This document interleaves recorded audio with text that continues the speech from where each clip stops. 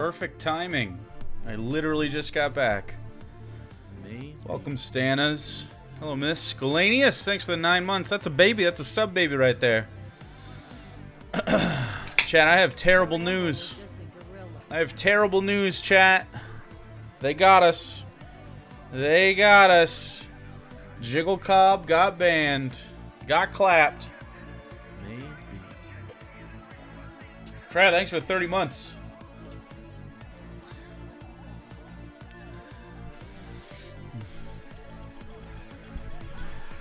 I mean, we could still stick it to the man. We could still stick it to the man. We may not have the emo, but we do have the screen. Yeah, we built the cat tower ages ago. I think Sarah did most of it. Argonian Bum, thanks for the 23 months. If I recall correctly, Sarah did most of it.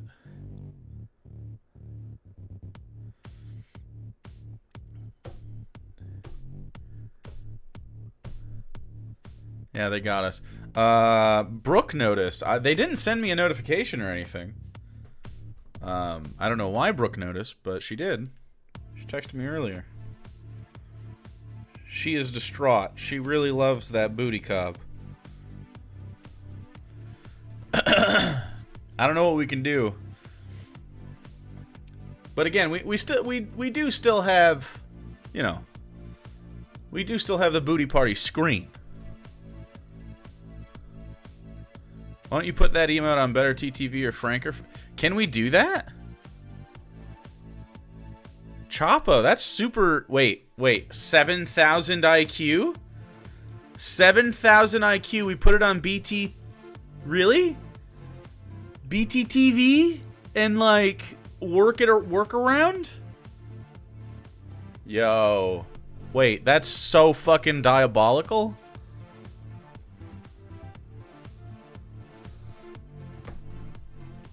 That is a 10 out of 10 idea.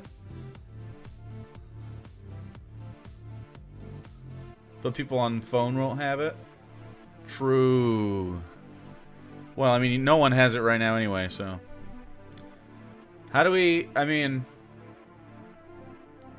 I have it. Yeah, the booty cob got clapped by the moderation team of Twitch.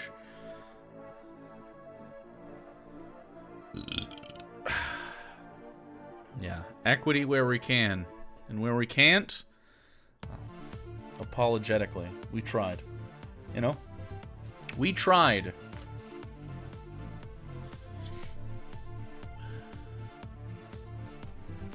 Got clapper, dude.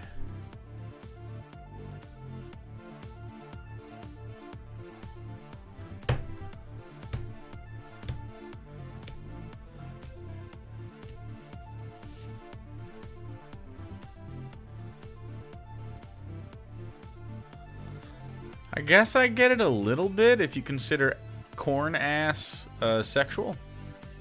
I guess. They're actually male presenting.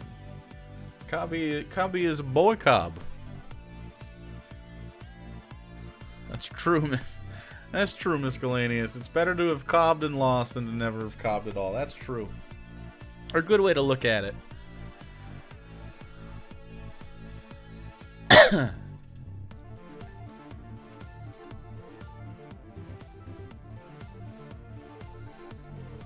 How dare you think that's sexual? How dare you? Me and my closest friends twerk.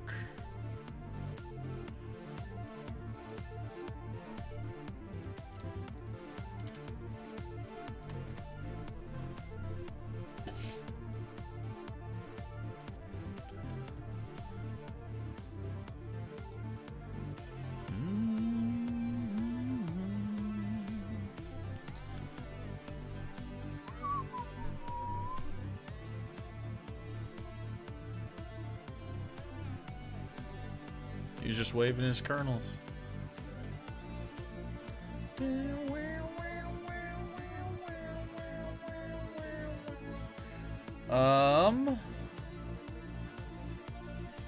That didn't change for you guys, right?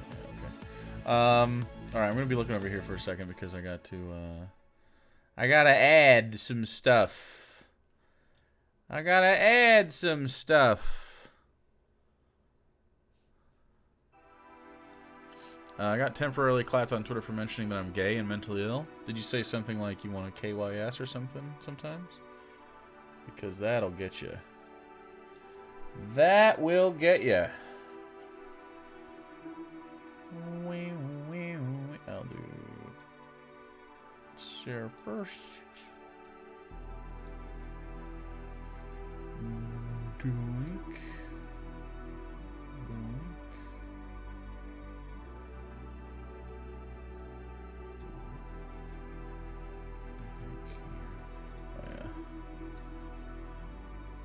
Don't worry about me, I'm just doing stuff.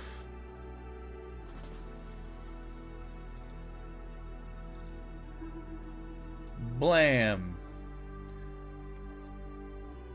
For report option on Twitter is optically designed to protect a group, it will be used to harass them, yeah. That's true. That's probably true.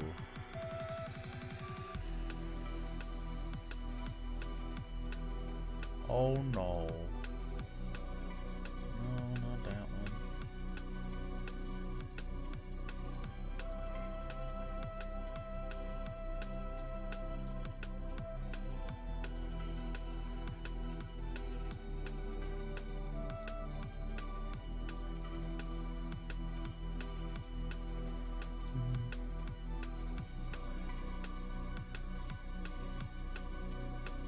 Just using those words together, really?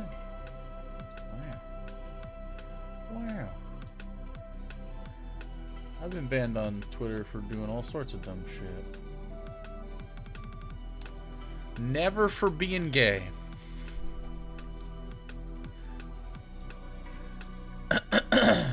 Not me. Not me. No way.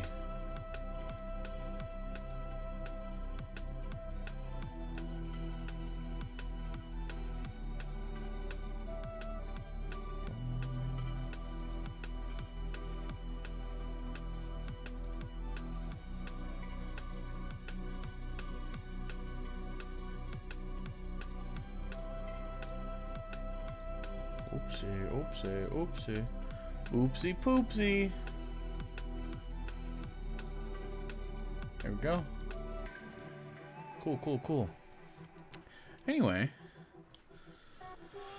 You haven't been on Twitter yet?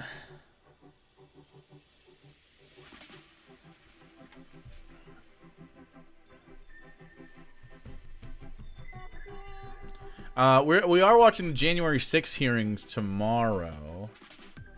At 1 p.m., right? Can I verify with you guys? Is it 1 p.m. Eastern time tomorrow for the Jan 6 hearings?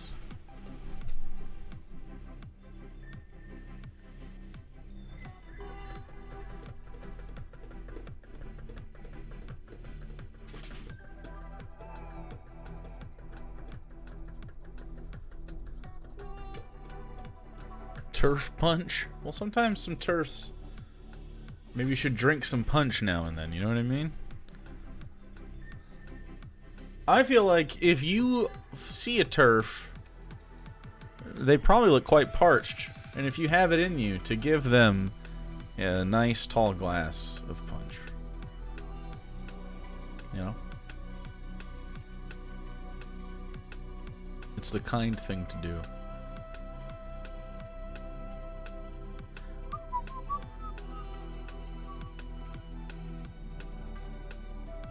Excellent booty cop music. I mean, they can't really stop us, can they? They can't really stop us, can they?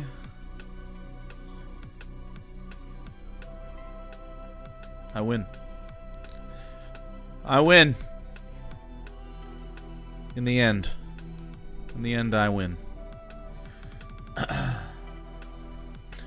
They could indeed stop. They probably could. That's probably true.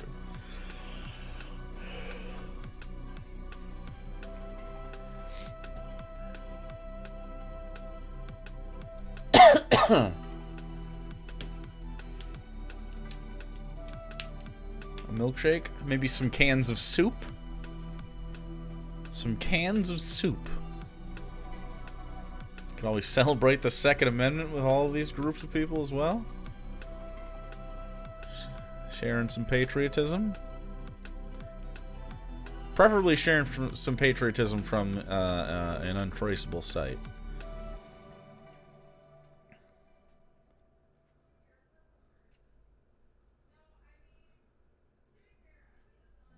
Yeah, Booty Cobb was banned. Booty Cobb was banned, but booty parties aren't banned. Not yet.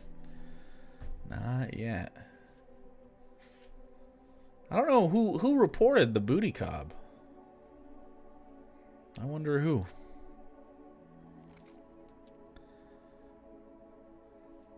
That's right, for your family.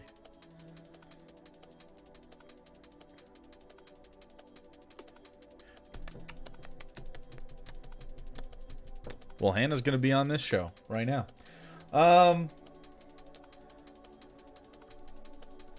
Definitely Buttman Chud. You're probably right. That's okay. Holy shit. Holy shit. Going hard.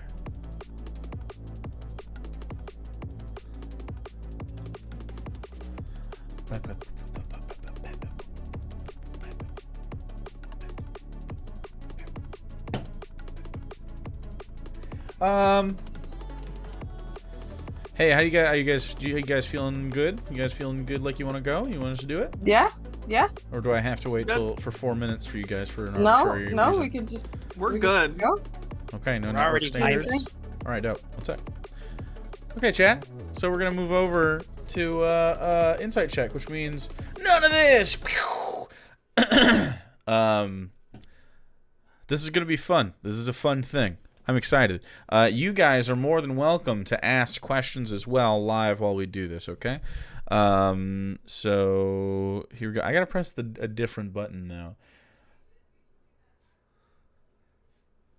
It's a cum joke. You have to put like a gold into the thing. A cum joke? Yeah. Okay. It's a cum jar, so it's A like a cum swinger jar. jar, but it's a cum jar. But every time you make a cum joke, you put money in it. What happens when you get? I think you guys should have to put in-game money. in. That's what I said. Like, put a Oh, gold okay. piece in. Okay. It stops us from making cum jokes. I don't think it will. Anyway, I am now disembodied and quiet. Welcome to Insight Check, chat. Now Jake will disappear into the ether. Disappearing. You'll be back. I don't believe you. I've been on this show before, you hack. How dare you? I'm but a producer. I never speak up. Do we need to have a jar here for when the disembodied voice speaks up? That might be a good idea. Does the disembodied voice get to speak up on the subject of him speaking up for the speaking up jar? No, it's too okay. meta. I don't give up. With too many layers. Okay, too many layers. You actually do have a jar with random questions in it? No, this is What is that? this is a work thing, but we can turn it into a Wow. DM jar. Jars Okay. at the ready. I got jars everywhere. This guy's just got jars filled with stuff. Okay, anyway. You guys do the thing. Have fun. I'm gonna totally walk away from this and not speak up at all. All right, well, we're off Jake's to a good video start. to me. This is off, but we're gonna get off topic anyway. I'm sure.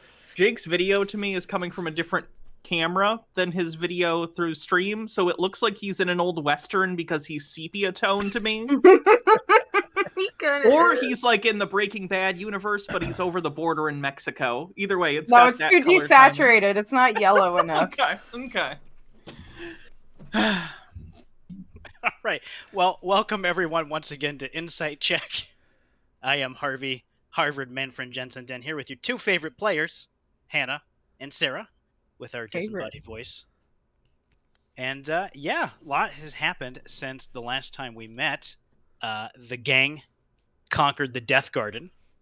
They survived essentially a haunted house. We've visited the creature that we do not name.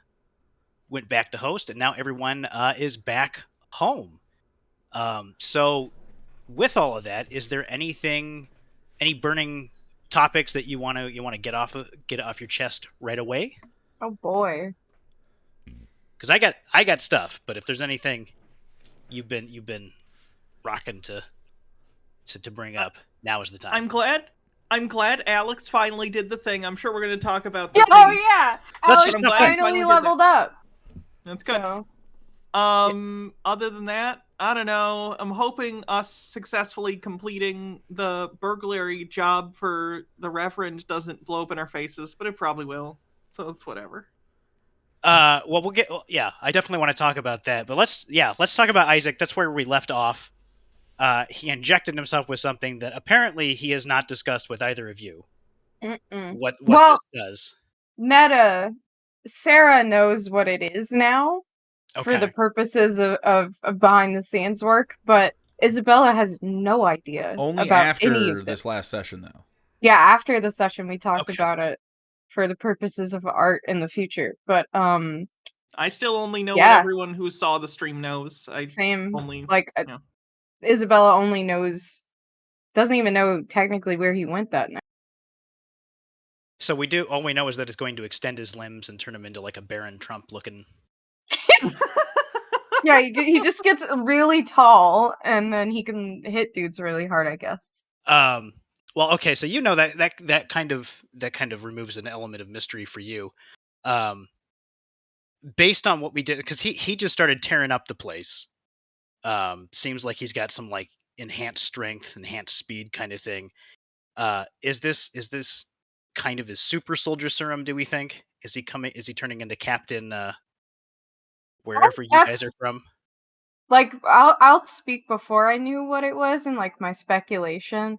But I very much assumed it was like, I don't know, some sort of, like the stuff in the League of Legends lore and Arcane where they like inject themselves with that purple shit and then they glow and have like super strength. That's what I was kind of imagining. And I will not confirm whether that is it or not, but that was like my sort of thought in Yeah. that scene. I was kind of wondering whether or not people in chat are saying he morbed, which I'm sorry, like I have it written in my notes too, but it's a dead me. Leto isn't on the joke. It's no longer funny. No. Don't give up like that. We'll make It it became fun. funny We'll when make it when funny. it crashed again after the re-release. I will I- say. I just want them to greenlight Morbius 2 and then it just to go through production hell and just string him along for like 10 years. Oh, Anyhow, he'll be insane. I mean, we could go on about Jared Leto's illustrious career for hours. But yeah, I'm And his curious even whether more or not illustrious cult. have you covered that on stream? No, I don't know a ton about it. I just know I've seen pictures of him looking like white Jesus with his like flowy white robes and all the ladies like following him. I don't even get it because frankly, like he's like the 12th hottest character in Fight Club. I don't think he's worth in it. Fight I don't Club? think Jared Leto isn't cult worthy, No, at least in my opinion. I have seen him put in one good performance in his entire career, and that was when he played a heroin addict. And I don't think that was like much of a reach. Like Sure. I'm not saying he's necessarily a drug addict or anything like that, but I don't know. I just feel like his drug is himself, and he just like tapped into that. He's damaged. If only there was some visual signifier that could have warned me. Anyhow, back on topic. So I was wondering whether or not this is like going to be a temporary thing, if this is like some sort of thing that he needs to inject himself with like every time he goes into battle before he needs a boost, or if this is him reaching level 3, if this is going to be a stat thing. So I'm interested to see where that goes.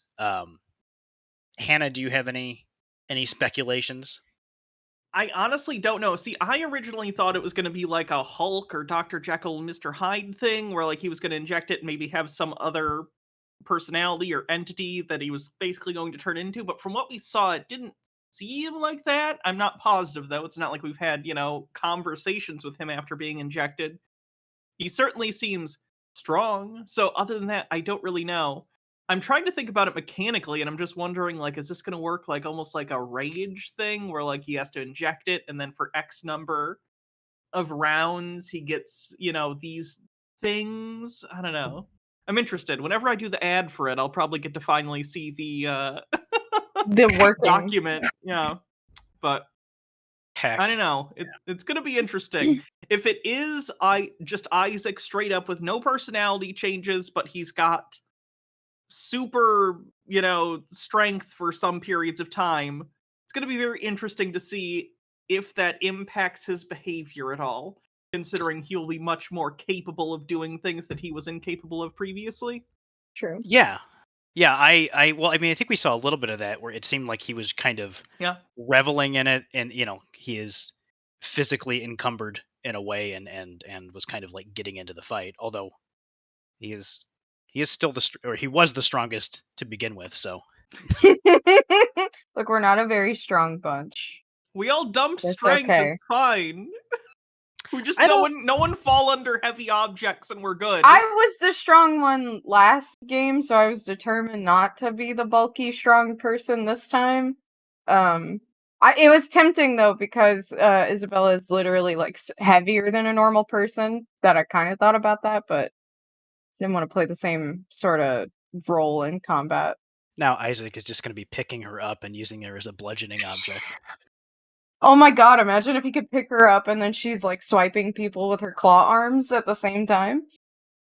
It's like the Simpsons game where you could like stand on each other's shoulders and stuff. Have you ever seen a gardener, Yes. a garden aerator? It has like basically two claws that. Oh, yes. That's what I'm imagining. Oh. In my head. Jake, idea for campaign Spinning. 3. Invent special moves that at certain levels we unlock that allow us to do things interacting with each other's characters like that. You already can Where do you that. like use each You can other's... do that. Just do I guess cool you shit. can. You literally can do Zoodrake that. did that literally in Yeah. one of our first ever sessions. I will before reward we you for your streamed. creativity, for the record. But like, what if you just do it for me? What if you just like be creative for me? Because obviously, being the DM, you don't already do like everything and create the. Just do it for me. Play the game for me.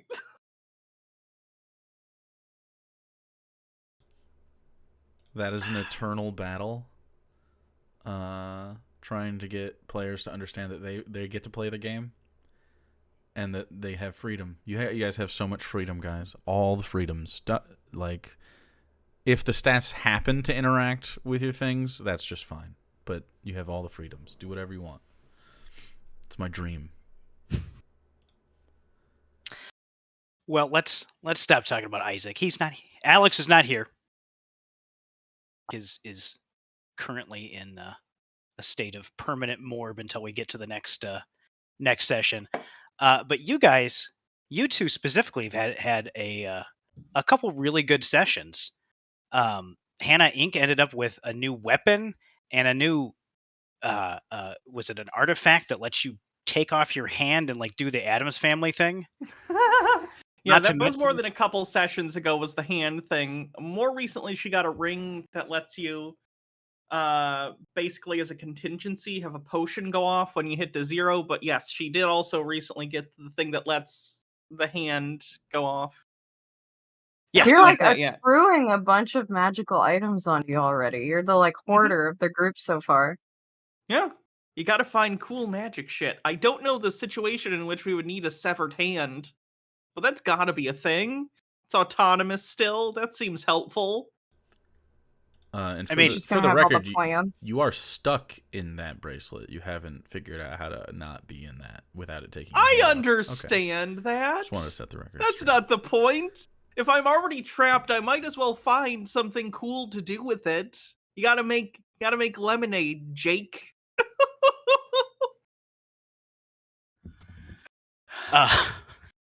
So yeah, a couple really what's the lucrative sessions for you, and then Sarah, Isabella leveled up. You both leveled up. We haven't really seen any combat from that, but we'll talk about that in a second. But you absorbed the. Is it a symbiote in game? Like, He called them like Gil called them brides. We don't really know Right. what they are yet. I don't even, because apparently Mistress doesn't even know what she is. So well, you are gooed up. You're just finding moon chips in the street, going to fancy brunches. Yeah, I don't know. I just want to take a just revel in that. It's not an everyday thing. When you're playing D&D, to have just to kind of jackpot it like that, and yeah, yeah, it's been I've been wanting to try to eat the goo for a while. And so I'm glad that we kind of came to that decision because for a long time it's been sitting there. I've been kind of considering it, but I did want to ask about that. So like the moment you saw it from the thing which would not be named, was that Bloomberger. immediately? All right. Well, I will say it. when my internet craps out here in about 45 minutes, that's I'm an when. agent of chaos and I cannot be stopped. Yeah, well, I don't know. Isabella was a little bit fascinated by I think everything that was happening with the Gloomberger and his wares. And also not just the box. There was a lot going on there that she had never seen before. And that was why I bought the shadow as well. Because it was like, what's this? Cool, I want it. Yeah, I was glad that you guys bought everything except for one thing from him. And I was, as an audience member, I was very pleased by that because I was curious about all of them, and now I know about all of them. But you have not. You didn't get to the Undercity, which I'm curious to see if we ever go back there. But yeah, so from so you were thinking about that the whole time, like as soon as it came on the table. Sort of like I considered, I was like, well, she did eat the first goo that we ran into and like consumed it before she jumped into me. And so, like, what if she could consume other goos? Would it do anything? Would it make her stronger? Like, I'd assume if she could take it on, like, obviously it'd be an increase in power. So I had been kind of, that's been in the back of my mind for a while now. What about what about absorbing Reverend Gill? Oh, I don't think he's like Isabella, like he's a different kind of goo. I don't know if they It's very can gooist of do you to that. assume that they're the same just because they're both gelatinous. Yeah, I'm there are different types of goo people in the world. I'm fascinated by how cross pollination pro these goos are. Like, what happens? Here's a good question. What happens if you had or Mistress had ingested a gilgoo? These See, are the but things that I think about. we that I need. we did actually do that, but I made sure to tell her not to like eat it, just hold it Yeah, inside of well, me that's what so I we mean. could That's like like spit totally. it back That's out. But different. That's what I'm. yeah, Yeah, very fascinated. I don't know.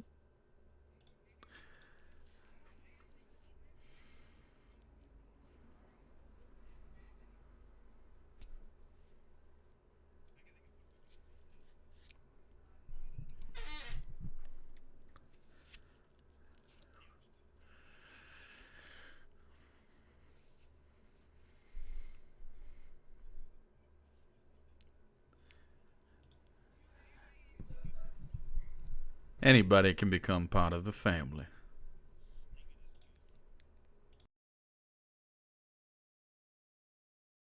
That they lost sound. Oh, whoops! It was me, Agent of Chaos. I clicked the wrong button. That's me. That was me. It's fine. I clicked the Jake wrong was the button. gloom broker all along. See, that's why you can't say it. I'll fuck up. No, I just clicked the wrong button. You're good. Okay, we're back now. Yeah. So, well, if all I can say is if you want to make that happen, I'm down for it. Gil's down for it. I think everyone would want to see what happens. Isaac, feel like- I think, would also be very encouraging of that. Isaac's very encouraging of pretty much anything Isabella wants to do. Which is nice, Enabler. but it might be a little concerning, I guess. I don't know, but they get each other.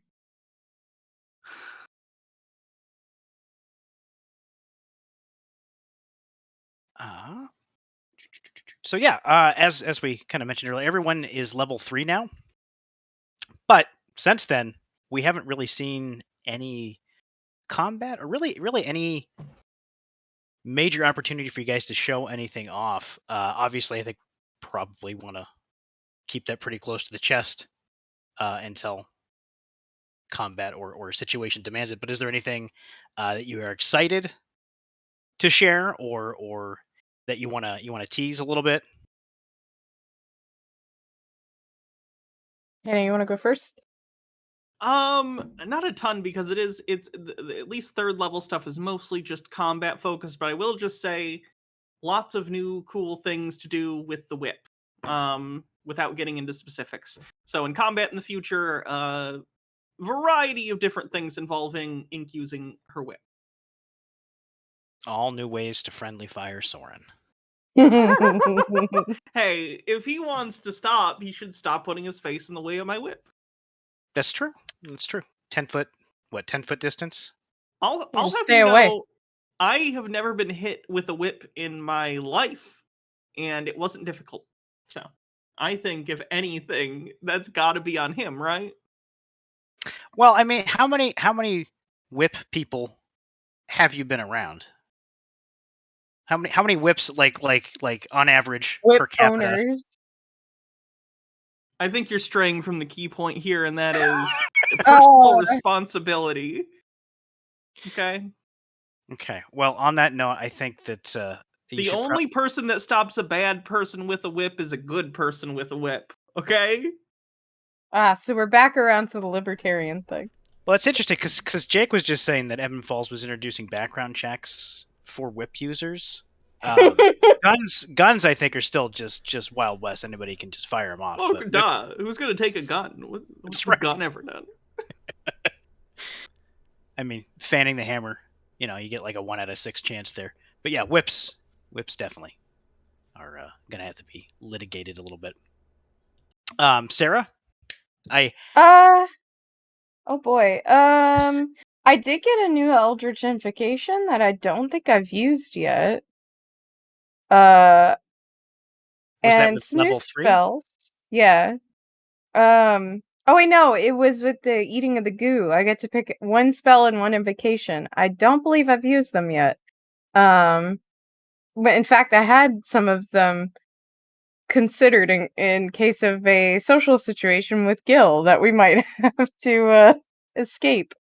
I think I'm gonna keep them a little secret. I like people to find out that stuff as it gets used in game. But we have some new toys to play with, and like the core ability of my class at level 3 kind of actually starts to show up. So that'll be fun when we get to do more symbiote things. Yeah, absolutely. Did you at level 3 you get to choose a new? Hold on, I don't have it up here. You get to choose something with level 3, don't you? I initiate my pact at level 3. So That's right. I did pick the Pact of the Symbiote, which is in the thing. You can be the patron symbiote is different than the pact. But I did go with it. Awesome.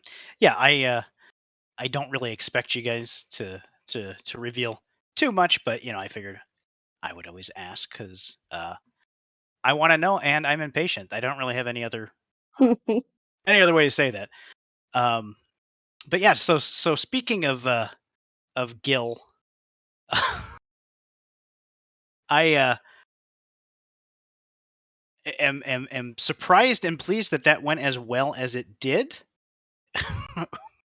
What how confident were you in what like scale of 1 to 10 on being able to pull that off? Oh boy. Before we did it, I thought we were at about a 3 out of 10. If I'm being honest, I really thought something like I assumed even if we got past 1 or 2 checks, that something was going to happen. He would that catch was gonna us give it away. somewhere. Yeah. For Or me, give I you was some- like, it felt 50-50. Like, oh, like the odds of this are like a coin flip to me. I assumed something was going to go wrong, or that we were missing a piece of key information that he had that we didn't, that would have given it away. Nope. He bought it, and that's so crazy. We've been surprisingly effective in this campaign. We come off as actual What? competent Are you? people half of the time. It's crazy. I think it's well, one, it's because we've been playing D&D for years now, so we kind of Yeah. we get it a little bit more. But also, all of our characters tend to be or at least for now, non-aggressive and more intellectual. We'll see how that develops over time, but I think that we all understand the importance of our mortality and that things can murder us. So it's good to not piss off the things that can murder you and to Yeah. tread very lightly. Also, I can't regenerate this time, unfortunately. I just die, so... and Yeah. as a DM, I think it feels like you guys are acutely aware you do not have like a cleric or a druid Yeah, we don't or have- a paladin. You don't have a healer, a dedicated healer on the team. And We feel you guys play more like mortal Yeah. than ever. Like in this campaign, I feel like a person, like an everyday person trying to go around and like navigate these situations. And like, yes, I may have a level 3 goo monster as part of my body or whatever, but like I've never like killed people or gotten into fights or anything before, so it's like, and everything feels like there is a possible danger. Everything feels dangerous in this world right now. So To add on unlike to the that, first one. Yeah, I think the rat pox thing was a cool addition in that it added an element of like, here's the thing you might not think about. If you fought a bunch of rats that were like Do you get evil in the both? sewer, yeah, you might catch a disease. If you're adventuring, you'll catch a disease. And I know other campaigns have, I'm sure, used disease before, but it was a nice mundane problem that I'm glad we took care of, and that was, I don't know, it was just an interesting thing to deal with as opposed to just, I don't know, here's I don't know, a cursed item. It was a nice mundane problem that it's like you'd have to deal with this. Mm-hmm. Yeah. It could become not mundane if you didn't deal with it, but Yeah. it was good. I wanted to say, as for the Gil thing, I had his mini under my desk. I had it right there at the table, so I didn't know what you guys were going to do. I think I remember after the session when we shut everything off, we walked upstairs, I was like, fuck, guys, I didn't know what was going to happen there. I was pretty surprised that you guys pulled it off, like how you said you wanted to pull it off.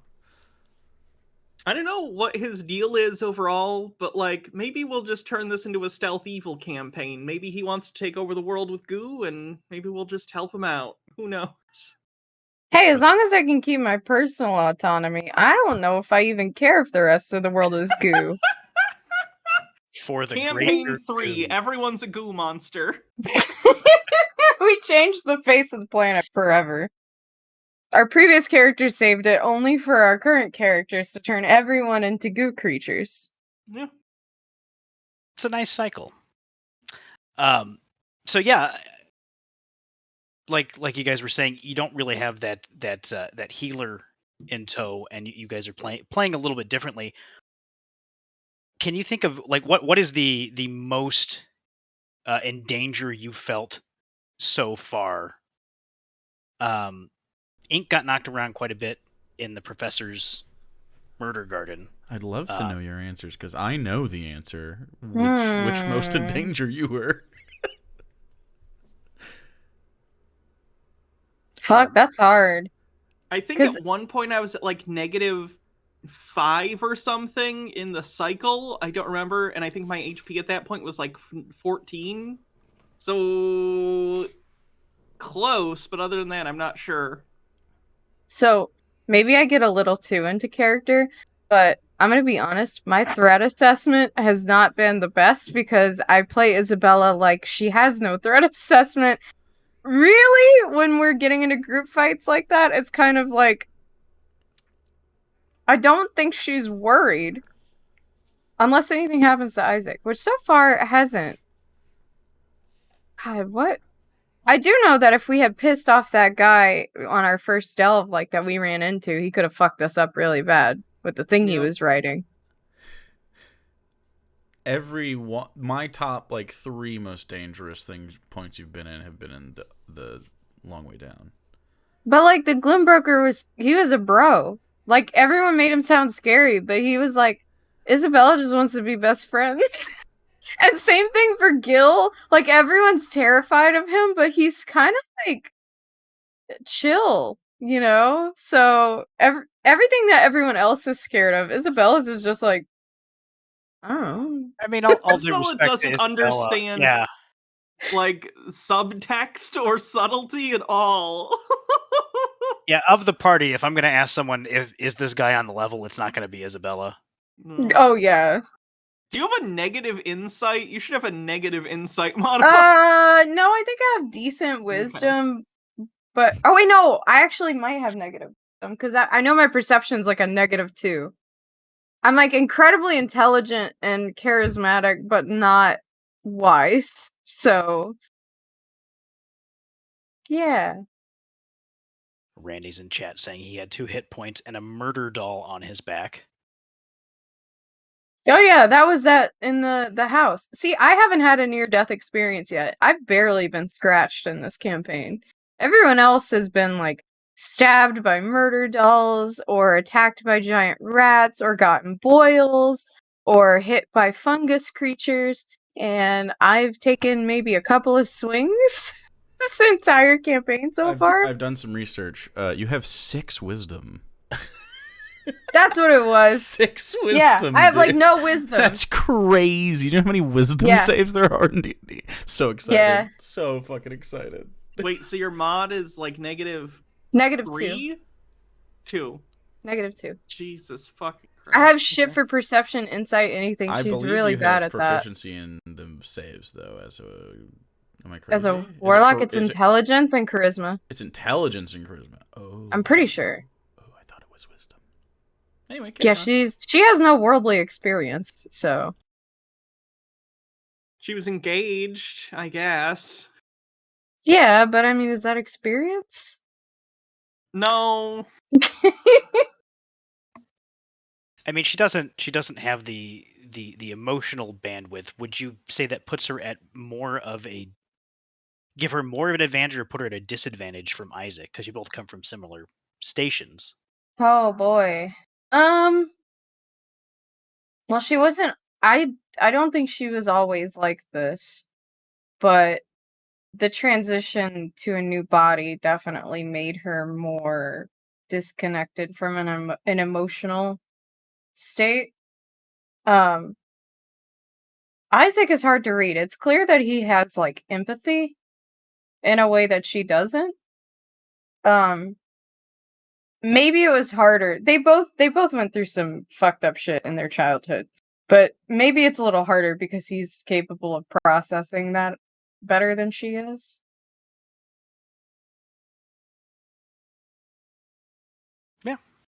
I mean, I'm sure we'll find out a little bit more. It does seem like Isabella is starting to grow a little bit. I don't know if that's something to do with Mistress as well. One thing that stood out to me is this was several sessions ago, but the conversation between you and Isaac about love and what that means. Mhm. I really liked that. I really liked the way that both of you played that. Is that something that was just completely of the moment, or is that something that you guys had talked about outside of the game? No, it was something in the moment that I had actually thought about. Because I think like Isabella came from a very sheltered background where like love isn't necessarily a thing that people focus on. It's more about like family honor, like doing your part of society. It's not structured in a loving way. It's more about duty. So, and then she's read a lot of fairy tales growing up, which can be idyllic forms of love, which don't really translate. But then now she's like seeing people like Ink and stuff, like the way that Ink has emotional reactions to like her sister, like the thought of her sister and stuff. And I think that that's been like jogging her brain. She's trying to understand it better. Just from, passive experience of other people around her. Oh, cool. Yeah. Well, like I said, I really, really enjoyed specifically that it felt very natural. It was one of the moments in game where you two felt, I don't know, there was like a moment of like real warmth and kind of connection between you two. So yeah, Mhm. I enjoyed that. Um, and kind of broadening that out, um, it does kind of feel like at this point the party is starting to feel less like people who were thrown together, and more like friends and family. Ink and Isabella are hanging out now. You guys are going to brunch. You're tailoring clothes for each other. Well, Isabella is tailoring clothes for Ink, but yeah, it is starting to feel like the characters are a little bit lived in more, um, and like you all kind of understand your role in the party. Um, Specifically, I'm kind of curious how you two feel about your relationship, how you've gone from kind of bickering all the time to now bickering more occasionally. Um, Jess Panacea in the Discord asked, "Do you think that the relationship has progressed as you guys as you expected it to? I guess what expectations did you have of each other's characters?" Oh boy. I can't. Okay, going into it, I had no idea what Ink was gonna be like, so I didn't think we would play off of each other the way we did, I'll be honest. And it's funny because the same thing happened with Alinea and the professor. Me and Hannah, for some reason, like to do this opposites shit with each other.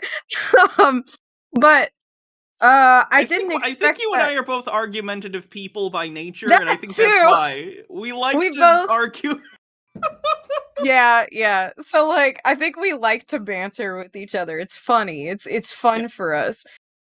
So that plays into the fact that I mean now you're the sort of empathetic center of the party and I am a fucking wild card like you were in the last game. So it's a little bit of that is me kind of getting back at you for playing with my lawful good self in the past and pushing me. But I get that. It's honestly really fun. It's funny because like I have to pretend to be like annoyed by the shit you're doing, but in reality, it's all fucking hilarious. So I'm sitting there going like, "That's great," but I have to be like, yeah. And "No, don't do honestly, that. You'll kill people." it's so funny because I think the way Isabella sees Ink, I don't think that she would call them like family. Friends is a strong word as well. Acquaintances. And right now, Ink has been incredibly like useful, knowledgeable. She clearly has a skill set that the others don't and brings something to the table. Um but I think she almost wants to like study Ink, if that's the word I can use. Like the constant little things she does specifically to annoy her is almost like she's trying to get a reaction because she's curious. Because Ink is the most reactive person in the party. So it's like that's why she tried to get Bob to also kick the rock, I think, to see if it would piss you off. Just like, oh look, she's crazy. She reacts to everything. I can't believe you'd use Bob as I was gonna say as a that's pawn. don't hurt Bob. He's too. No, it's he's more too like pure. showing Bob, like, look, Bob, she's a Don't psycho gaslight or Bob whatever. against me. Don't you dare gaslight Bob to hate me. But I guess in a way they're kind of becoming more friendly. Yeah. Ink's shown some. It's funny. I think Ink reads into the nice things that Isabella does probably more than Isabella reads into them. Like the clothing. Yeah. Purely practical. It's like your clothes are horrible. I'm going to make you new ones. And Ink probably sees that as like oh, this is a good gesture. No one's ever done this for me. Whereas Isabella's just like I doing won't be it. seen around you. Yeah. Wow. Yeah. That tracks. That tracks. No. Yeah. Or like if we're going to a fancy part of town, she doesn't want to get profiled again because her friend is dressed in fucking patchwork clothing. You know, that is easier than societal change, I'll give you that. So that's pragmatically, that is the correct solution. She's gonna lift one person out of poverty so it doesn't bother her. Just the one in her adjacent life. Yeah. Doing she's Sandra Bullocking. Yeah. Blindside! I'm getting Oh blindsided! my god. Well, yeah, that was I was definitely reading it as a little more tender than practical. I don't know if I'm alone in that. Little disappointing, but I kind of like that with Isabella though, where nobody really kind of knows her what's going on, and maybe they read into it or project things onto her, but there's her brain is weird. It is not like most people's. I mean, it's hard to just from my perspective, I wanted to say it's hard to read in any given situation. You certainly seem interested in specific things, like on a micro level, you look at things that are happening and are fascinated with this thing. But on the broader, zoomed out level of like, oh, we wanted to get, I know you guys wanted to get revenge on Kane, obviously, and like deal with that. But especially now that he's dead, at least as far as we know, it's interesting to see that you're just like, all right, let's help Isaac, and other than that, just whatever weird shit that happens. Okay. I think it's because the revenge was more of Isaac's thing, because he's driven a little more by that emotional response, where I think she just wants to, like, people are, I guess, would think she would be upset about being engaged to Kane. I don't think she would have given a shit. In fact, he was one of the richest people, and like it would have been a successful marriage. But he fucked over her brother, so, and he's the only one that matters. Feels bad. Like it's the kind of situation where you like almost want to like hug her specifically because it's like you don't even understand how wronged you've been by your life. This is so sad. Like you don't even know why you should be upset.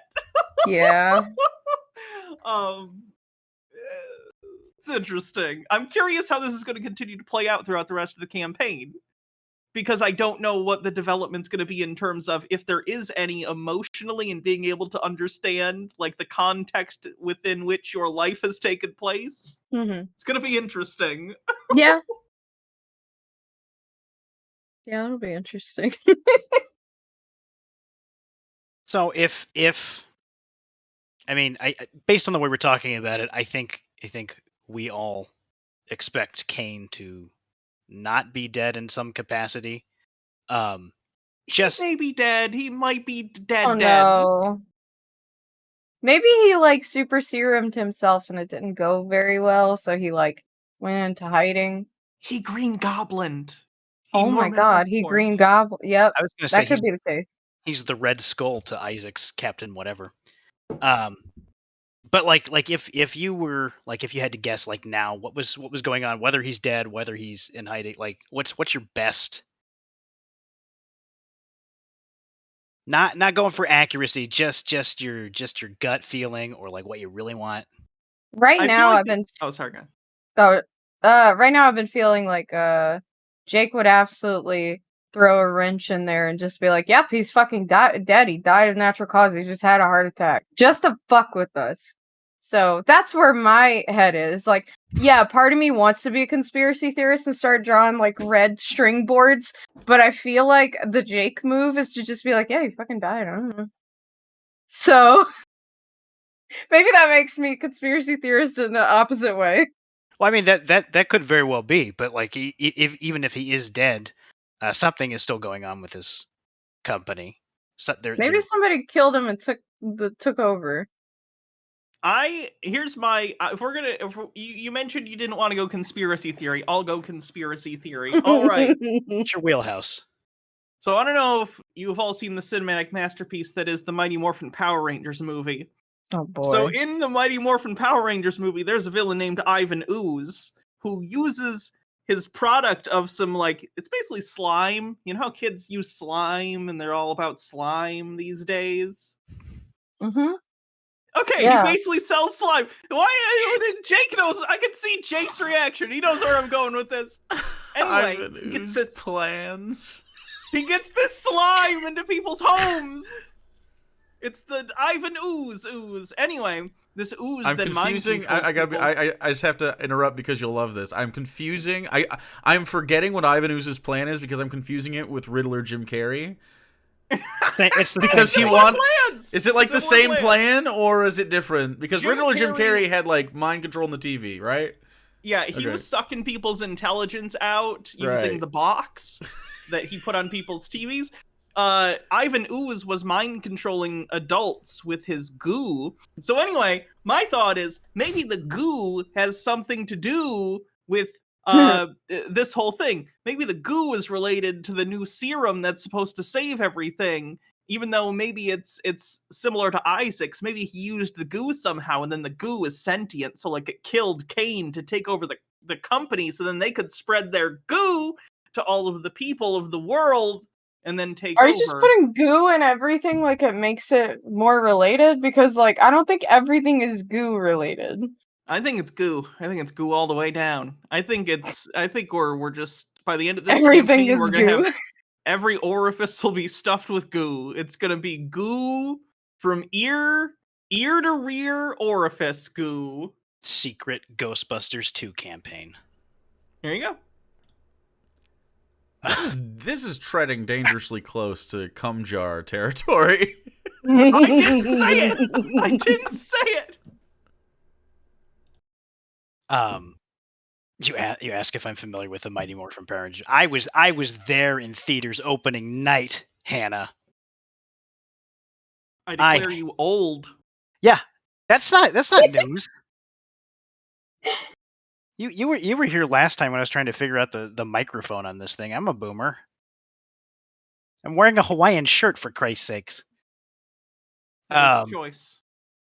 Well, yeah, we were talking about this the other day with one of my friends who also, like, independently of me, like, just got a bunch of Hawaiian shirts and, like, you know what? If there's gonna be another mass extinction event, what better way to spend it than at, Margaritaville? Do you just like Yeah. hit a certain age and all you buy is Hawaiian shirts? I don't know if that's the change. I haven't gotten into smooth jazz yet, Ah. but I'm not like opposed to it. So we'll see. I am currently doing my doctor's recommendation of daily stretches in the morning. So Oh boy. yeah, and it's made my life so much better. So I'm a big That advocate didn't of sound stretching. convincing.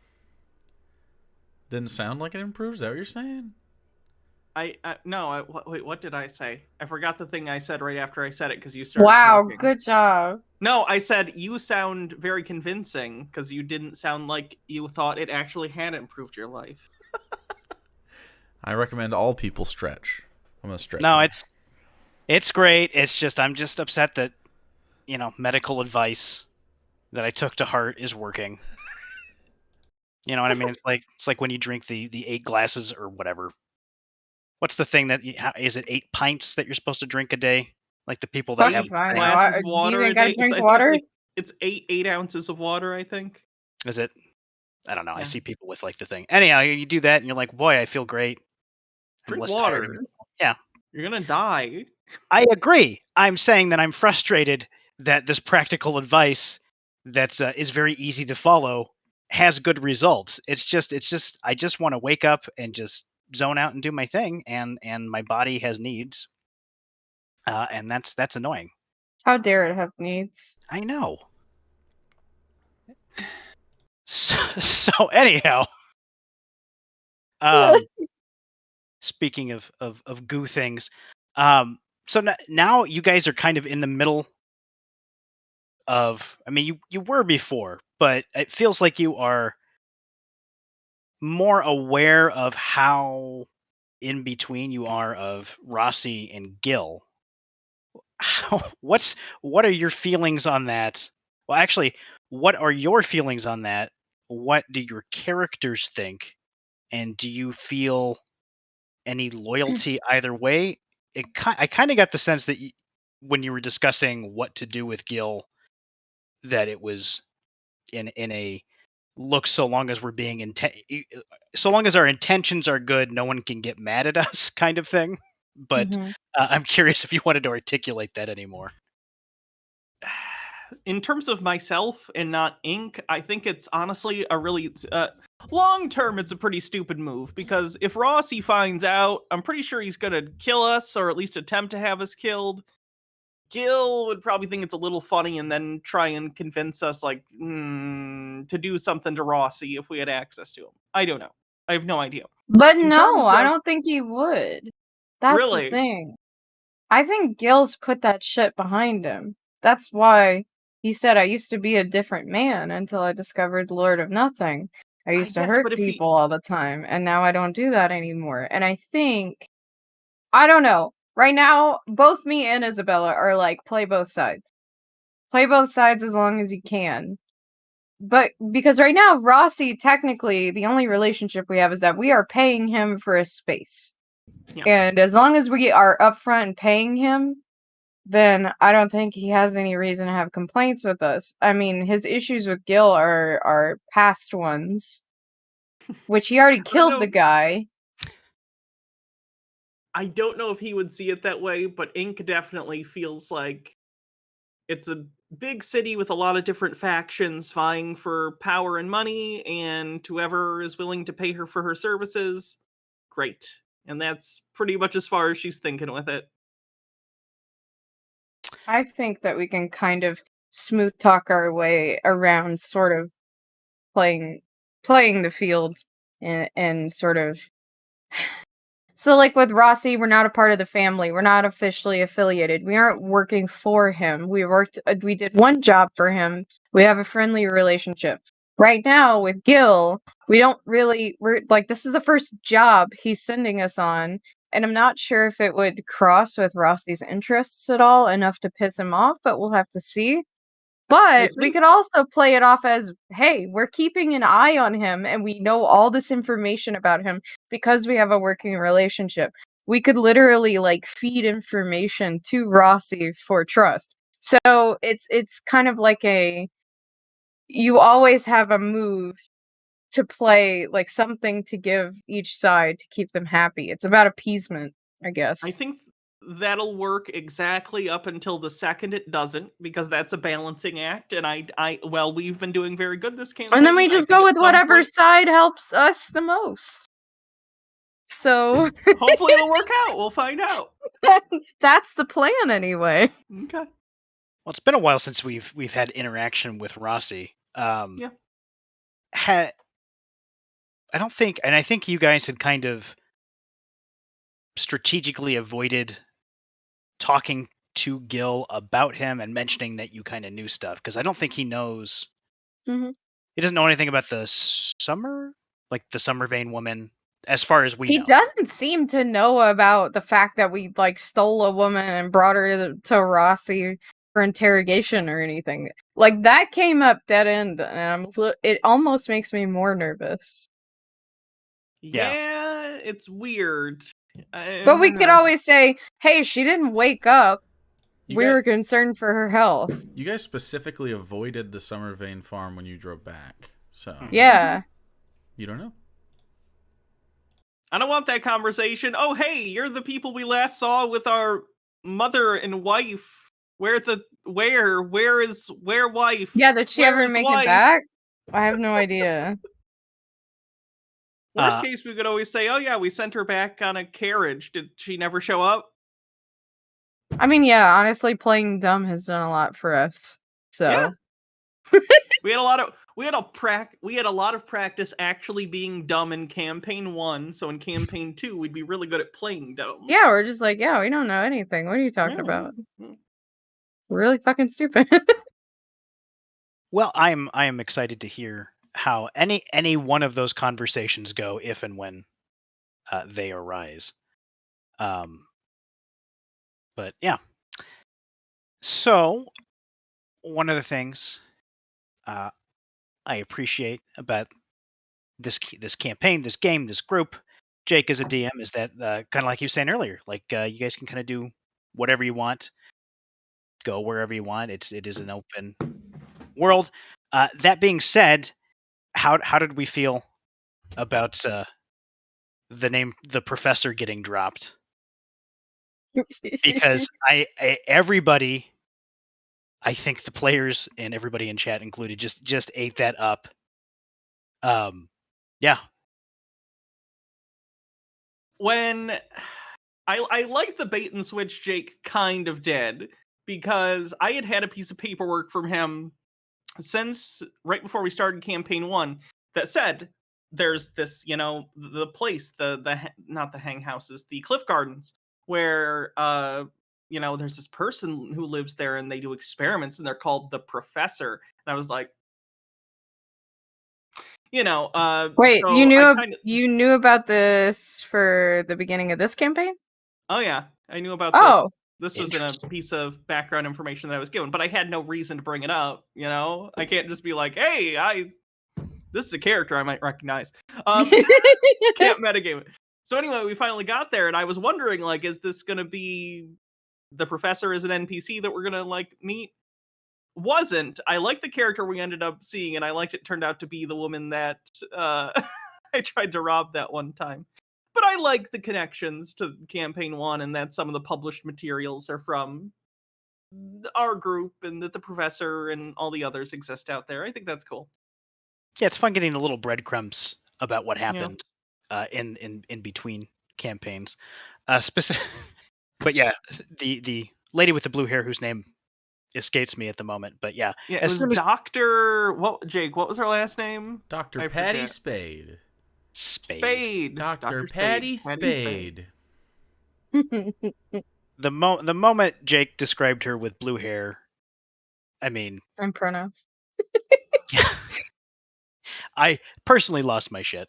That was good stuff. I know we had talked last time about if that character was going to come back. I don't think I expected it to happen within a couple sessions. I am really happy it did. I really loved everything about that character. I thought they'd avoid that place because the thing inside of it can kill them very easily, but they avoided it. And we avoided it! We've been really good at that. If anyone has ever looked up a Banderhob stat block, and then level we 2 lured it all characters the way shouldn't back. interact with them. We got him all the way back home because he's a cute little boy, and Holland just needed to go home to his mom, okay? Holland would have eaten you happily. It's fine. We fed him lots of toads and sang him happy songs. Yeah, well, now he's fine with you. Because you fed him toads. But you didn't know that going in. You guys didn't do any research. You're just like, I'm going to hop this fence and break the fucking seal on that. I thought you guys were fucked. I thought you guys be honest, were fucked. I've been enjoying that this group, as much as we've been sort of like pre-planning, there's a lot of just pulling the fucking plug and just jumping into the shit. And we somehow have come out of it mostly unscathed every time. And I love it. It's well until you don't. I know, but it's been so fun. And it lets me play on the sort of impulsiveness of Isabella as well, so bonus.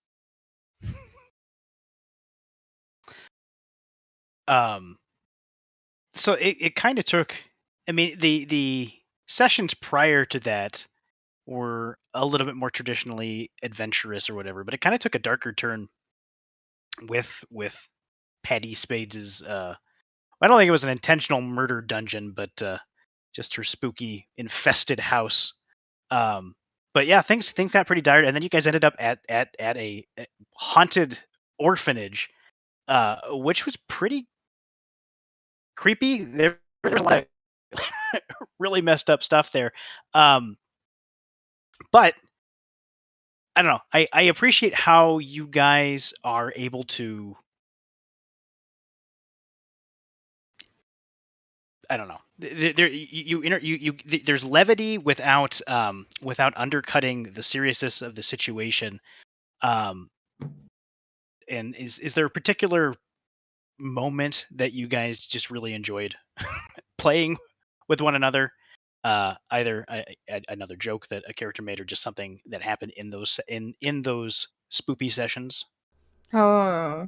Okay, Chat, feel I'll free give to you weigh one in. while you guys think, and I'll vamp for time for a second, but only because you mentioned Bob earlier, and Bob existed solely because you guys were like, oh, we can hire people, it's a thing.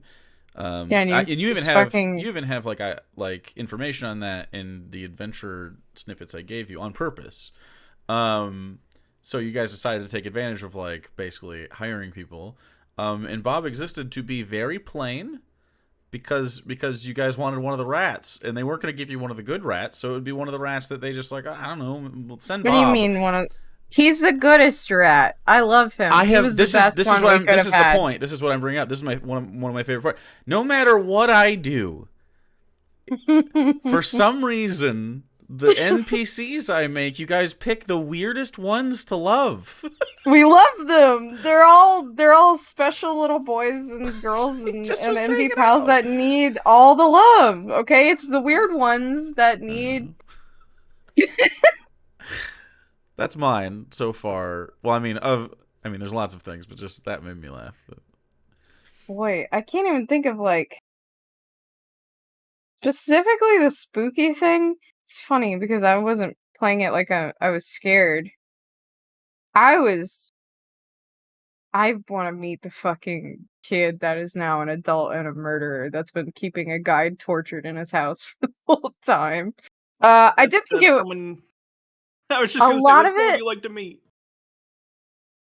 A lot of it, though, I think for me has been like the absurdity of some of the situations and like the way our characters react to those things. That's been sort of, in a way, funny to me.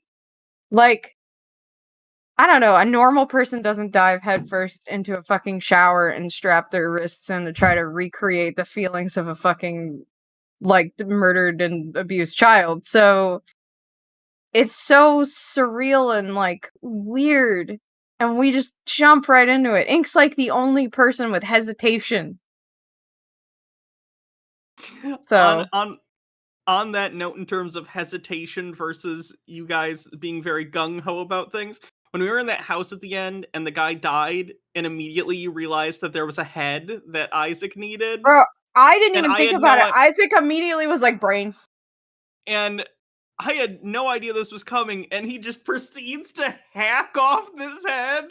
That was amazing. That was Those fantastic. are the greatest thing that's ever happened at the table. You know what's funny is he told me he needed a human brain, and then I didn't even think about the fact that the old man had a brain that he could take, and he just did that like that. Like he was so goal oriented that he just was like, "That's a usable brain." So it was I hope we smart. get to keep finding brains for him to use his I- powers. Hopefully he doesn't need more than one, but to be honest, like, I mean, he could have the brain and I could have the rest of it. You know, you don't waste any parts. I mean, depending on how things go, it could just get to the point where you're all so cavalier about it, and he's just like, "Well, this is like a 5-brain operation," and you're all just like, all right."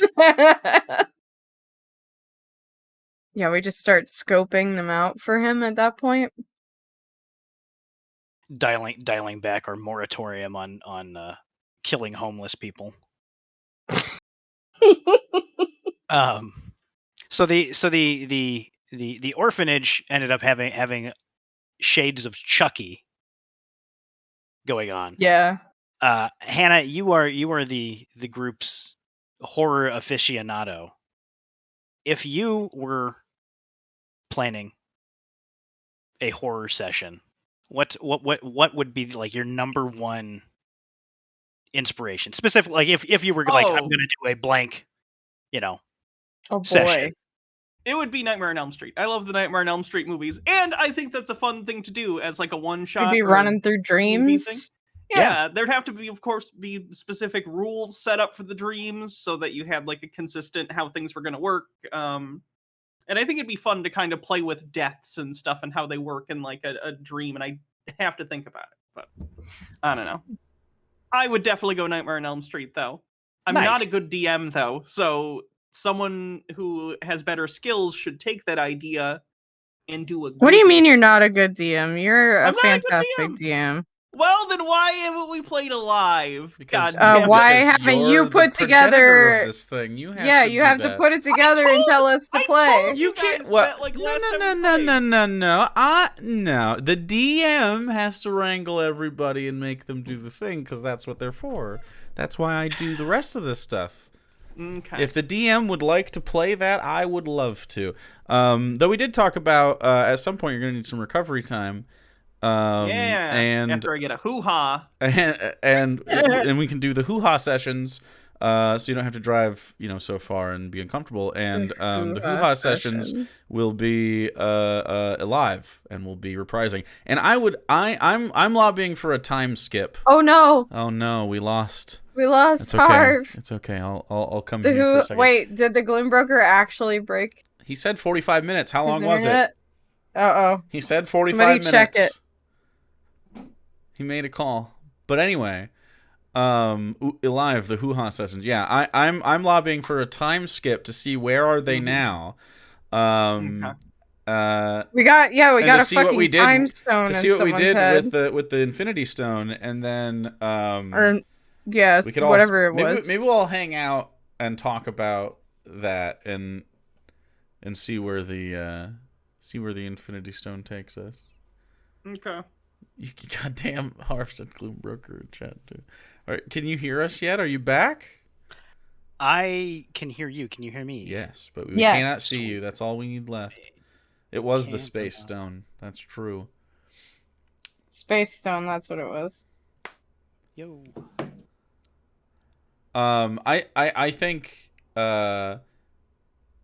I think Hannah thinks she's a bad DM because you've orchestrated like 3 combats and it's hard to balance when you don't know what you're doing. So it's all the I'm only. terrible at the combat. But here's But the thing: combat the only way isn't to the get part of D&D that I like the most. I No. like the social shit. the so. only way to get good at any of that stuff is to do it. And I think you have the skill for it in general. You just have to be a psycho to like want to do it as often as I do it.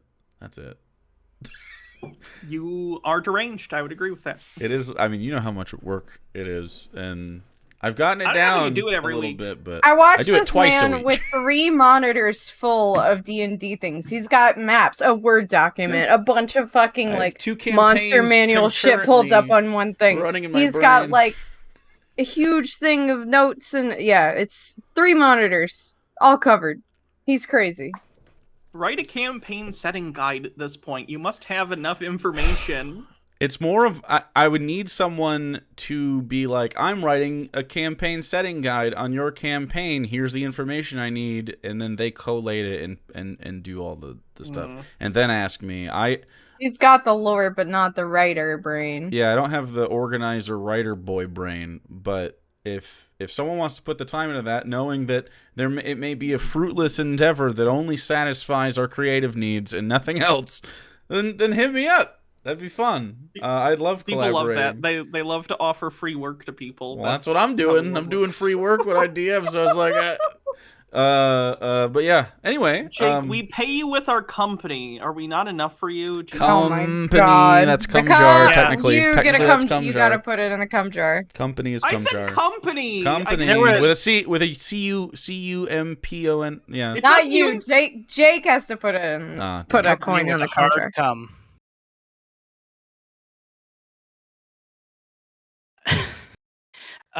Sarah, you were saying that you prefer the role play to Mhm. the combat. What's been some of your favorite like little role play moments of Oh boy. either of the whole campaign or just recently?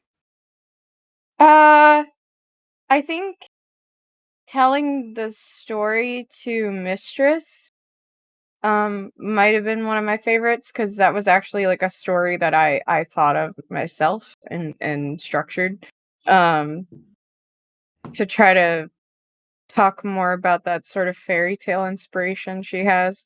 And also I love like weird fucked up stories, like fairy tales. God, so much of like I love the little stupid shit mostly. like her running through the bugs for the first time because it was something fun, and she got to just be a kid for like a second and do stuff like that. It's the little things for me. It's like the sprinkles on the ice cream that bring it all together. The full kid experience with the one adult going, no. Yeah. With someone going, no, stop. Usually Ink. Isabella's just the vine with the kid running around the pool, and it's like, what do you have? A knife! And then Ink is the one going, no!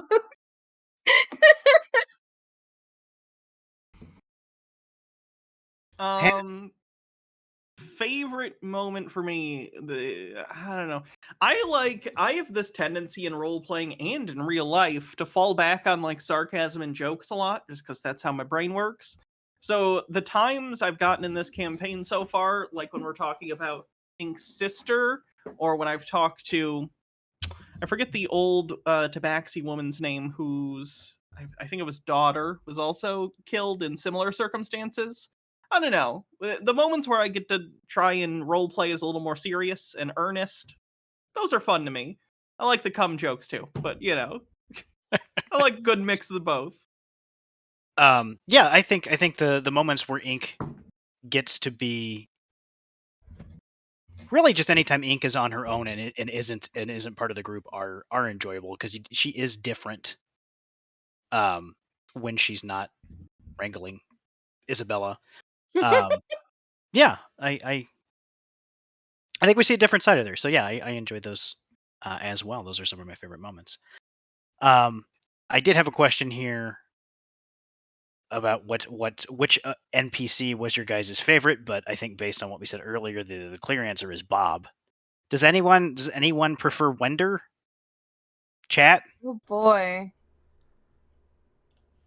Okay. I like Wender, but like Sea Dog. Yeah. I'm like Wender. Leo. oh yeah, Sea Dog. Bob I is my Sea Dog. favorite for like the lulls, but out of all of the characters that we've met so far, Gil is still Gil. I'm just fascinated. I'm so fascinated by him, and actually I feel like Rossi could be interesting, but he just feels like a mob guy. But Gil's like, what the fuck is going on? Well, I meant in terms of like additional party members. Oh, so but- like but- people who have been with us? Oh, then Mhm. definitely Bob. Bob is the best one so far. But yeah, I mean, like I definitely open it up to larger ones because Gil's interesting. But yeah, Hannah, go ahead. I was just gonna say, if we're talking about people who've actually gone and done stuff with us, I liked Wender. He seemed like a pragmatic guy trying to do his job. I like characters like that are proficient and just do their thing. He was good. I mean, very similar to Ink, so Yeah, they are. Yeah. and Wender seemed to think so too. Had nothing but praise for you. Yeah. He was What surprised. can I say? I'm very good. Well, he rolled so well during that entire thing, Yeah. and he's like a professional. Like, he does this, so he's like, God damn. I'm excited to go back to the long way down. That's Plus, gonna be it. he is mouse, and you are cat, and that's cute. Yeah, you're like little animal best friends. friends. Speaking of which, I've not used the other feature on the Ring of the Rodent yet because it hasn't come up. Yeah, You know Can what you it is, talk to bud. rats? I do know what it is. I'm Jake assuming you knows- could talk to rats. Don't worry about it, okay? I'm right. I'm still right based on her face. As You a don't know my face, okay? You can't see my. Don't worry. How many Don't worry attunement about... slots? Do you have them all filled up? I think so. You get 3, right? Yeah. I'm pretty sure they're full now. Uh, Although I think the wristband isn't actually. I'll have to look once we get back on Thursday because the wrist thing was an attunement. I don't think. yeah, you'll have to look. It'll say on the But card. Ring of the Rat. If the whip is attunement, then yes, I'm full up. But I don't remember if the whip was. Fascinating. I think it was. Well, as someone who has had the Ring of the Rat, I know everybody here except for Sarah knows. Oh. But let's just all sit in the contentment of our knowledge for a second. Hopefully it's not a thing that Hannah holds on to and then forgets to use for like fucking months. That's the No, goal here's with the having thing. Okay. physical things in front of us that we never do Yeah. that again. So I think the physical props have helped with that a lot. But on top of that, I don't know. I think doing a wizard for my first character ever was a terrible idea. I had too much going on, and I was also trying to learn the game in general. If I played a wizard again, I think I'd do a much better job. Although I don't think I'll play a wizard for a while The unless they do one- like a one. I'm gonna be shot or honest. something. You could have played that mostly the same in campaign 1. The only change I would ask of you is trust me. That's it. Cause like there were so many times I remember you just running away and slapping cure wounds on yourself and you just keep falling over and dying and like I'm like, please just trust me, I can take care of you. Just throw a firebolt and kill them. Yeah. Well, it worked out. You guys saved this the campaign world. We pulled This through. campaign, I have limited options that give me utility. They're shoot limited, or but you they whip. have a lot of utility. You'll see when I do the next thing Thursday if we get into combat. You'll see new things I have. By the way, what's the ad for this week? Do you want me to do an ad for anything in particular? I forgot. I've been forgetting to ask. Huh. I don't know. Do you I'll think wanna about it. release one of the classes? Well, I need art for the PDF. The PDF takes a little bit of time for me to format because you have to do it in like D&D format. But Classes? Are you doing like a series of videos that's like how to DM or something? no. I'm releasing the custom subclass for you. Classes. Re-releasing custom subclass for Sarah, and then releasing the custom class with all 3 subclasses it has for Alex. But I need to. We're basically Alex is running. We're doing prequel 1-shots for our offline campaign. Well, I guess they're like 3 shots, but whatever. We're doing prequels for some of the characters, and Alex so far has played. He's playing the other subclasses because he wants to try them out in those 1-shots with the other characters. So it's pretty interesting. Cool. So we're just play testing a little bit to see what the feel is, but they're play testing well.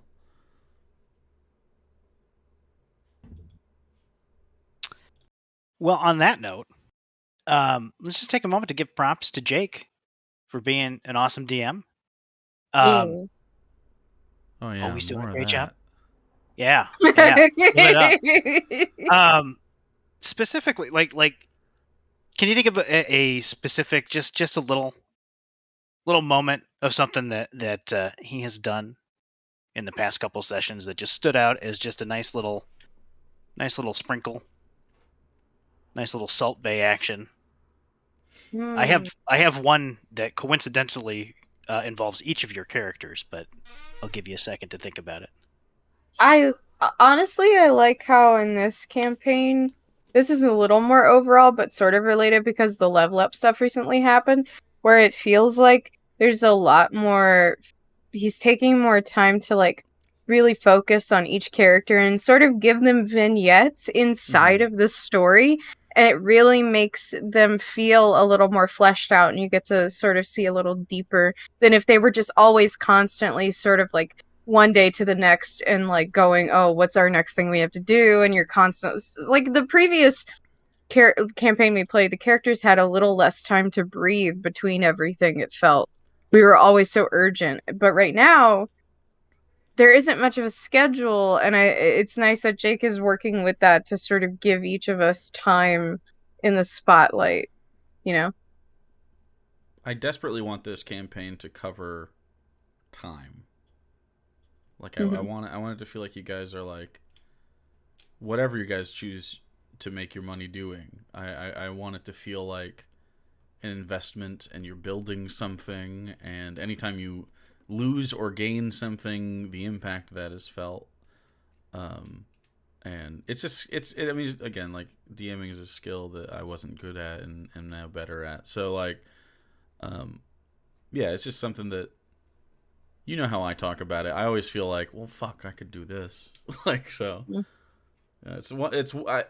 I'm not very good at staying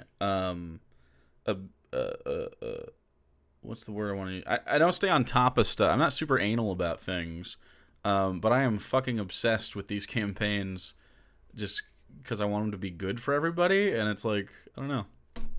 So I think it's working out. I think we're doing a good job. I like this campaign a lot. I'm really proud of it. Yeah. The specific moment I was thinking of that really stood out to me was when Isabella, through Mistress, got to taste tea again for the first time, and she had that wonderful flashback.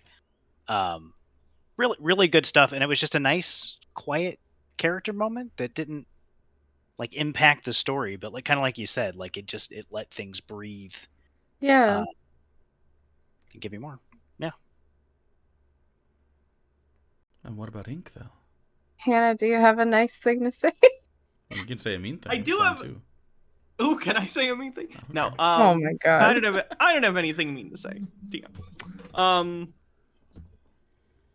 I would say, I don't know if it's a specific moment, but like in terms of general DMing stuff, I think this campaign, the character of the different areas is very distinct. I don't know how to explain this other than like being in host versus being in the chip market or something like that feels very distinct. Of course, that comes from both like the sound effects, but also just the descriptions and stuff. I think Jake's done a really good job of making them feel like different locations.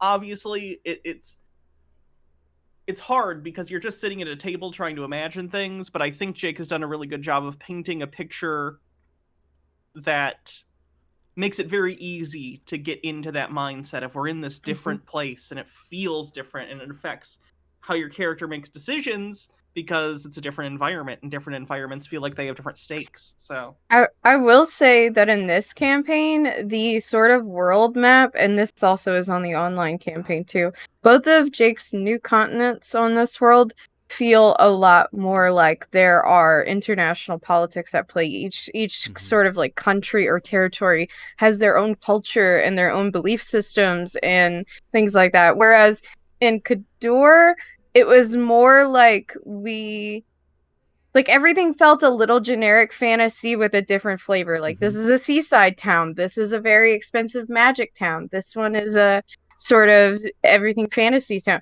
So a lot of it felt like, oh, we're in forests and woodlands and doing seaside fantasies. And it was a little more, everything felt very same. And a lot of the culture between those places was very similar, despite like a few minute differences. But in these worlds, it feels like there's been this buildup of completely different mindsets between like all these different places in the world, which makes me want to go explore them more, honestly. Like I kind of can't wait so we can branch out and see more of the world that we're in. I definitely want to see the parts of the world with like the modifications and stuff, like how you're like a doll person. Yeah. Where the place you guys come from, what that's like. I know, I don't remember where it is, but I know there's another city I have to go to at some point too, where the gun manufacturer is that made the gun that was Sky's. We have a lot of stuff to do. It's more of a town than a city, but yeah. Town. It's called Augur Post. Gotta find out what train tickets there and back would be. Or at least the closest the train goes to there. We'll have to start taking like vacations. No. Rent a cart for a week or two. Just go tour. Just go sightseeing. We're kind of getting near the end of the questions I have. I have a couple more. So if you have any other questions that you want answered in chat, go ahead and drop them. The next thing, I don't want to relitigate anything here, but Jake, on your stream the other day, you were comparing the characters in the campaign to Ghostbusters. Yeah, it fell apart because they don't have a Bill Murray. They don't have one. No, Ink is the Bill Murray. Ink is this Bill your Murray? pitch? I feel like Ink is the Winston. No, because you were saying Ink is the straight one that's like, look, I know you got your weird goo shit going on, but this is how it's got to be. And then you go do it, and you're the only one that has your shit together, and then you touch the goo, and you're like, fuck, there's goo! And you, like, But that's Bill Murray. He doesn't really buy into it. He doesn't want to be there. He's just standing in the background going, "Oh, Jesus Christ, these people." See it. There's definitely, it's not 1-to-1. Yeah. Okay. I agree that there's absolutely aspects of the Bill Murray character in Ink, but I don't think Ink is like hey, Sigourney Weaver, want to touch my weird Bill Murray balls? Like, I don't think it's like he's like a sexual. He's like always trying to put it in. I will argue that anybody in a room with Sigourney Weaver is going to be asking her to touch them. Oh, so we just haven't found the Please. Sigourney Weaver yet. Poor Sigourney Weaver. It's her cross to bear is just being Sigourney Weaver. Look, she can handle herself. She is a tall, confident woman. This sounds like we're He digging fought off deep. Bill Murray, clearly. I know. Randy said he missed this conversation. Randy, are you worried that who you're being assigned? Because you're clearly the Ray. You're clearly the Dan Aykroyd. Yeah, that's what I said too. And The then heart. and then Egon was You get a ghost blowjob. Cum jar. It's the thing that it happened Cum in jar. the Cum movie. jar. I said blowjob. I didn't say cum. You mention the blowjob I did every not- time. You mention the ghost Are you- blowjob 100% of the times Ghostbusters comes up. You can't help it. Then if they didn't want me to bring up him getting blown by a ghost in Ghostbusters, they shouldn't have put him getting blown by a ghost in Ghostbusters. By the way, that's based on a true story Dan Aykroyd believes about his life. Dan Aykroyd thinks IRL. He thinks he cuddled with a ghost. He had a wet dream once, and he thinks he got a ghost blowjob. This So is what He Dan doesn't think it's a Aykroyd thinks. blowjob. He doesn't. He exaggerated. He just thinks it was a ghost cuddle. But And it made him come? So you no, don't it didn't make him come. There's no cum. you don't There's think no Ray cum. came? Zero cum. What? You don't think Ray came in the movie? You think that ghost left him high and dry? Wow, do. that's actually do. a great question. Blue balled by a ghost. That's why he does that face in the movie. He's like, oh, she edged him, and then she disappeared. As demons are one to do. Did Dan Aykroyd during the ghost blowjob do the very first, was it Ahigao face? Is that how you say it? Is that the first one documented? I hate this. Disembodied voices ruined insight check again. I both don't want to and now need to see fan art of that. Oh God. Well, that just derails everything.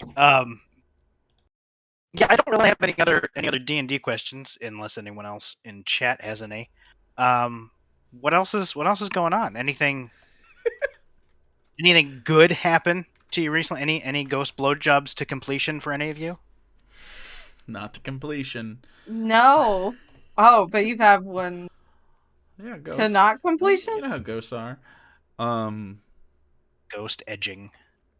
I wanted to ask a question to the players. I want to know, what are you most looking forward to next? Like, what's the next thing you're like, this is a thing I'd This is like. prying for a future session. I mean, maybe it doesn't have to necessarily be like, I don't know, you could say all sorts of shit. If you got to think, I'll talk. I know as we've been going out and meeting people and sort of making connections, we've been like planting seeds of like, hey, if you need to find us, here's our address.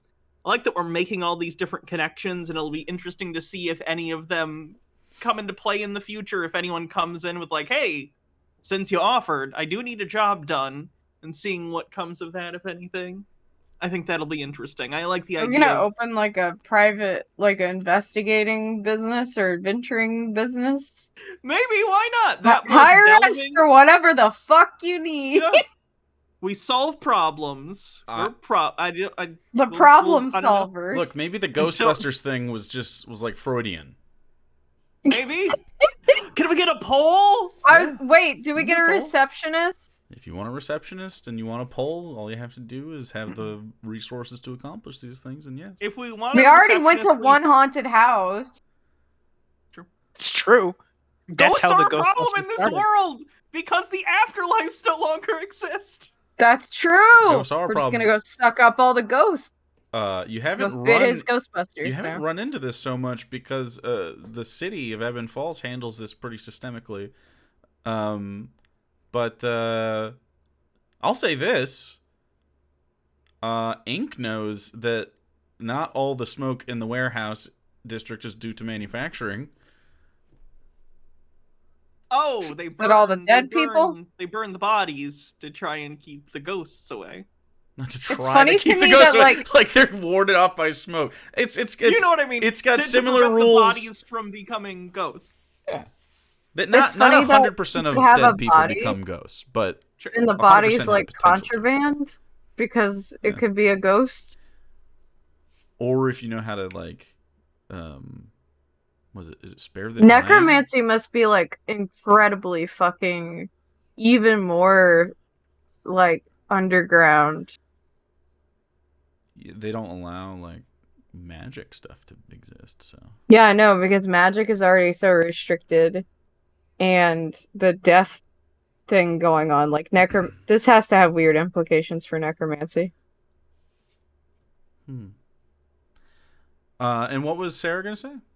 You're most looking forward to? Oh boy, this is so difficult.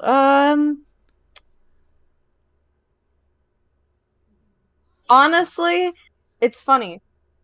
I don't want us to have to fight things, but my god, am I looking forward to like getting to rip out some of the stuff in my kit that I've gotten now as we've leveled up and to just tear something apart. I don't want to have to, but if we do, I will enjoy every second of it. Don't make Very me do this. Isabel to you. response. Well, I can say I'm most excited for you guys to figure out what your group name is.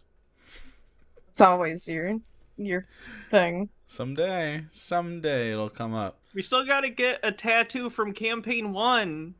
Well, Have the design. There I was feel like Sarah and I are the only ones who was a actually snag. want the tattoo. no, there was I a will s- get the Alex wants tattoo. it. Alex literally said, "I will go get tattooed right now if Yeah, you I'll want get to," tattooed. and Randy said he wanted to as well.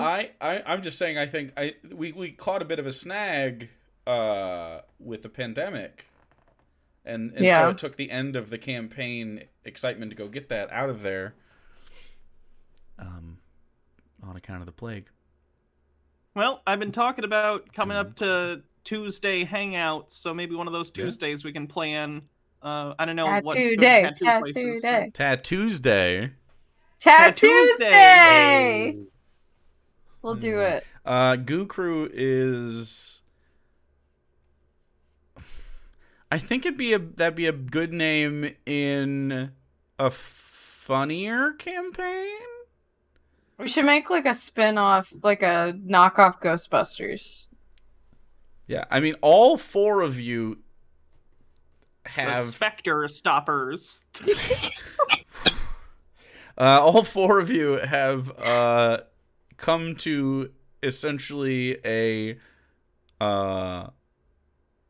cross between a PI firm and Ghostbusters. So if that's what you guys want to make this campaign, I'm in. That's what you are. Hey, now Isaac is literally going around calling himself a fucking private investigator, so... Why not? then- Fuck it. But he murders the people he finds. Apparently. Yeah, he's like so. a Billy Butcher type of private investigator. So It's I don't know why he private wanted that he to murder murders them. people. yeah. He's a private investigator.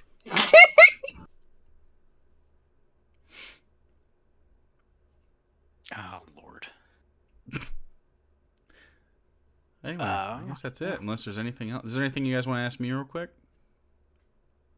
How are you, Jake? Doing great. Did we have other questions and stuff? No, I think that's it. I mean, we've been here for a decent amount of time.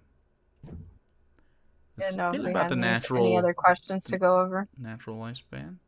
All right. I have a question. Sarah, if Isabel could kill and eat anything to give to Mistress or anyone, who would it be and what would it be? Like what weird thing would you like to kill and devour? I don't know if there's any Weird specific thing or okay, you said person or thing? Let's Like, go what? weird thing. Monster Oh or boy. You can metagame for this. It can be what would you want? I don't. That's the thing. I don't know as many D&D monsters. It would be interesting to see if she could like eat a mimic or something. Ooh, Like, okay, yeah. like what if she technically got like a power up off of that? I don't know. Plus, it'd be like mouth on mouth. It's what the people want. They're asking Thing that for eats- mouth on mouth. Thing that eats something else, and she eats things, and then they try to eat each other. Randy asked, do you see Isabella's spellcasting as actual magic usage, or are they all goo powers? The way we've been flavoring it has been that they're all sort of like goo powers. Like Mistress's form is a bit magical as a creature, and so that's like an extension of her. But we've been like changing damage types and stuff on purpose to make it less arcane. And it's a little more physical.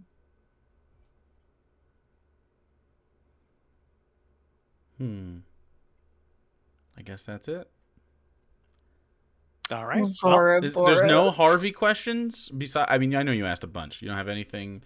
You have one last burning question that you just must...